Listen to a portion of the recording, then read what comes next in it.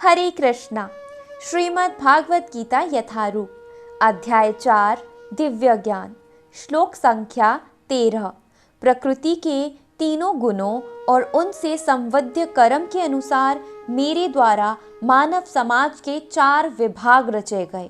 यद्यपि मैं इस व्यवस्था का सत्रष्टा हूँ, किंतु तुम यह जान लो कि मैं इतने पर भी अव्यय अकर्ता हूँ। तात्पर्य, भगवान प्रत्येक वस्तु के सत्रष्टा हैं। प्रत्येक वस्तु उनसे उत्पन्न है, उनके ही द्वारा पालित्य है और प्रलय के बाद प्रत्येक वस्तु उन्हीं में समा जाती है। अंतः वे ही वर्णाश्रम व्यवस्था के सत्रष्टा हैं, जिसमें सर्वप्रथम बुद्धिमान मनुष्यों का वर्ग आता है, जो सतोगुणी होने के कारण ब्राह्मण कहलाते हैं। द्वितीय वर्ग प्रशासक वर्ग का है, जिन्हें रजोगुण होने के कारण क्षत्रिय कहा जाता है।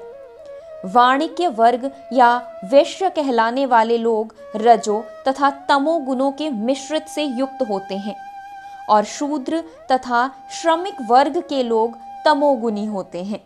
मानव समाज के इन 4 विभागों की सृष्टि करने पर भी भगवान कृष्ण इनमें से किसी विभाग वर्ण में नहीं आते, क्योंकि वे उन बुद्ध जीवों में से नहीं हैं जिनका एक अंश मानव समाज के रूप में है। मानव समाज भी किसी अन्य पशु समाज के तुल्य है, किंतु मनुष्यों को पशु स्तर से ऊपर उठने के लिए ही उपयुक्त वर्ण आश्रम की रचना की गई, जिससे क्रमिक रूप से कृष्ण भावनामृत विकसित हो सके।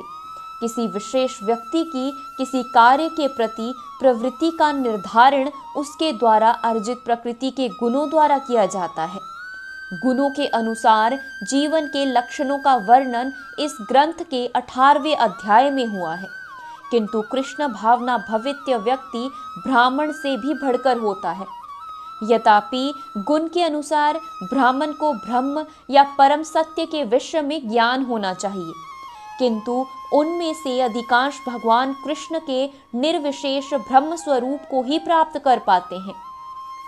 किंतु जो मनुष्य ब्राह्मण के सीमित ज्ञान को लांघ कर भगवान श्री कृष्ण के ज्ञान तक पहुंच जाते हैं, वही कृष्ण भावना भवित होते हैं, अर्थात वैष्णव। कृष्ण भावना अमृत में कृष्ण के विभिन्न अंशों यथा राम, नरसिंह, बराह आदि का ज्ञान सम्मिलित रहता है, और जिस तरह कृष्ण मानव समाज की इस चतुर्वर्ण प्रणाली से परे हैं, उसी तरह कृष्ण भावना भवित्य व्यक्ति भी इस चतुर्वर्ण प्रणाली से परे होता है।